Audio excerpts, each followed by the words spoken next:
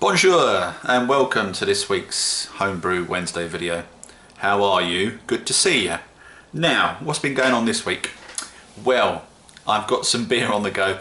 In the fridge of doom behind me, I have a extract version of the Mosaic IPA I did a month or so ago, however long it was. And so that'll be interesting. It's the same recipe, obviously, only it's extract version. Same amount of hops, as I had 2 lots of hops sent to me because they made a balls up on the order. So that's in there on the go. That will be fantastic, I think. And yeah, it'd be nice to give that a little bit of a taste test in a number of weeks. What other beers have we got on the go? Well, I've got a Badger Golden Glory clone, folks, and here it is. Here's one I prepared earlier. Now, this has been in the glass for a while. There's not much going on smell wise. There's the hint of the fruity sort of peachiness that you would expect. This has got elderflowers in, peach extract in, and various other bits and bobs. The same hops that the Golden Glory's got. After doing some extensive research, looking on Google, yeah, so it's alright, you know. I was worried about this initially. When I first tasted it, I was getting a sort of an alcohol burn from the peach schnapps. But I have to be honest, after some time in the bottle, it's got a lot better. So cheers.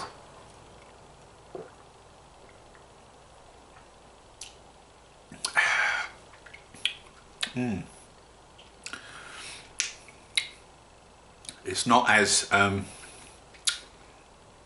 prevalent, you know, the alcohol burn that you get down there. Still a little bit there, but it's not had a proper 12 weeks in the bottle yet, folks. Very nearly 12 weeks. That's what I wanted to talk to you about this week, actually. Now, I know I've been saying on previous videos, I've had a little bit of a whinge about some of the all grain beers that I've done. And I said to them that I can taste, you know, that there's a dryness in an all grain that you don't get when you do extract beers. Now, what I will say is, those extract beers, I tend to leave them for, you know, long enough, because I've usually got quite a few beers on the go, quite a few beer kits, so I can, oh pardon me, I can leave beers in the shed for 12 weeks before I try them. However, with the all grain beers, I didn't really leave them that long before I tried them.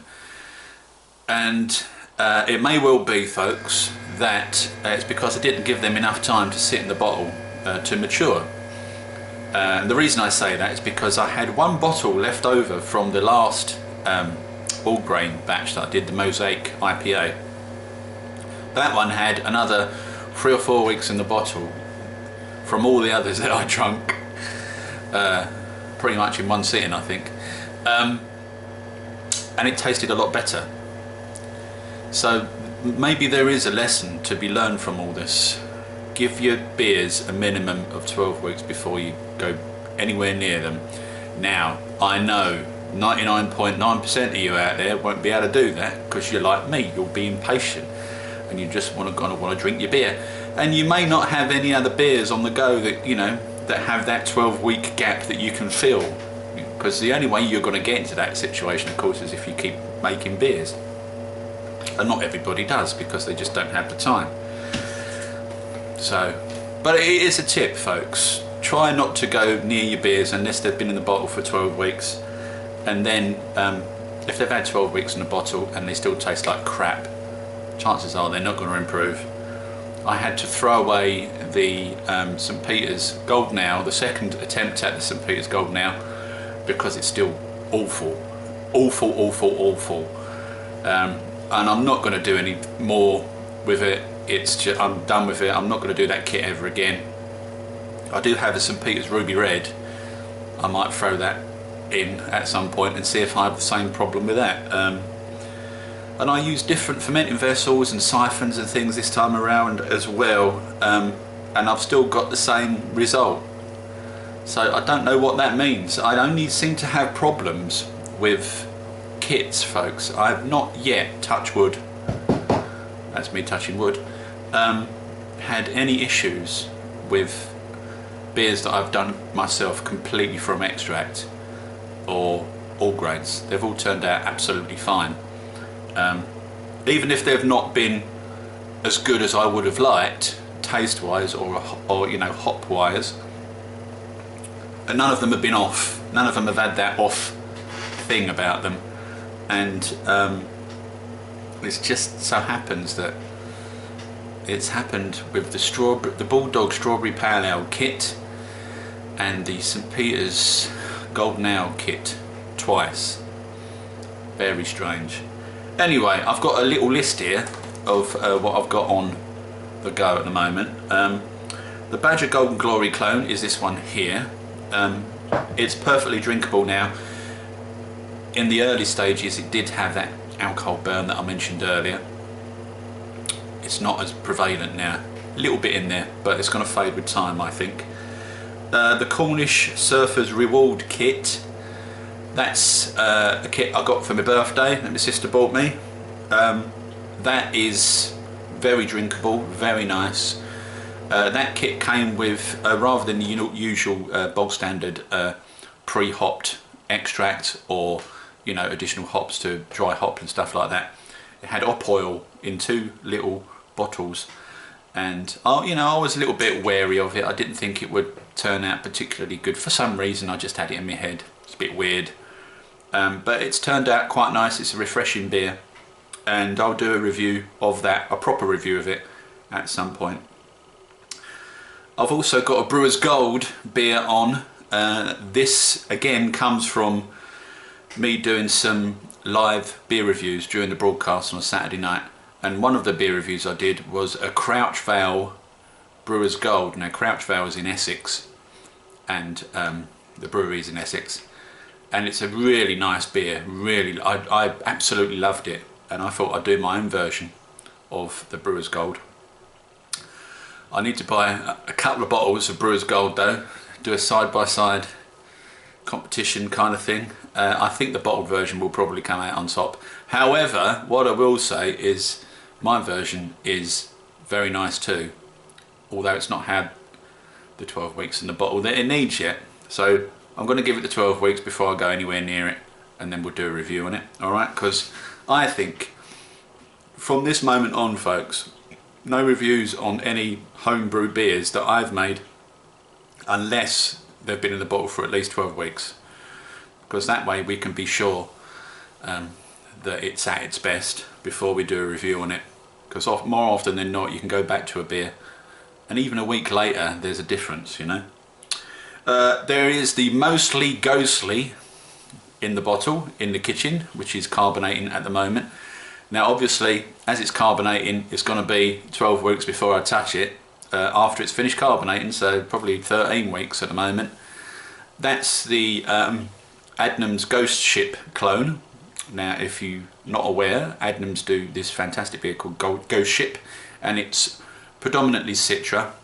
There's some other hops in there as well though. There's some rye malt and crystal malt in there too. And it's a beautiful beer. If you haven't tried it, get your hands on one. It's one of my favourites, and it's a very popular beer, is the Ghost Ship clone. If you don't like Citra, chances are you won't like the Ghost Ship clone, though as I say, there are some other hops in there.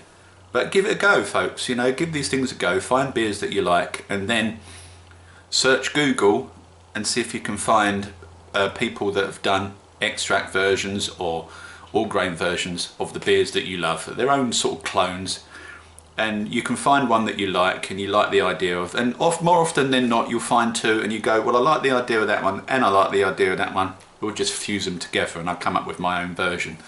That's what I tend to do sometimes. I'll find two that you know, I quite like, and I'll just put them together and see how they turn out.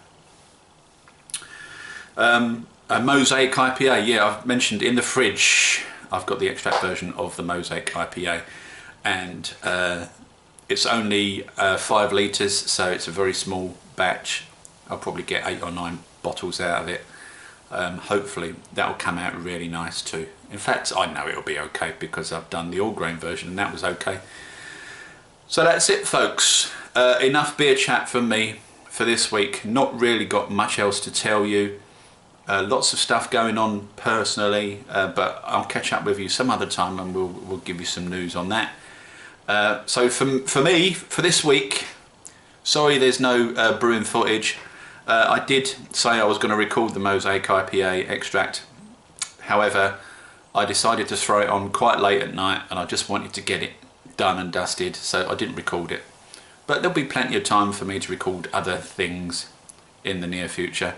And yeah, I mean, it's all fairly bog standard stuff anyway, folks, on the stove, as we always do, because that's the way we like to do things.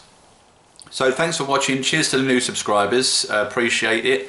It's gone up a little bit. We've had a little bit of a boost these past couple of weeks, so that's fantastic. And I really appreciate your subscribing and your thumbs up and your comments below.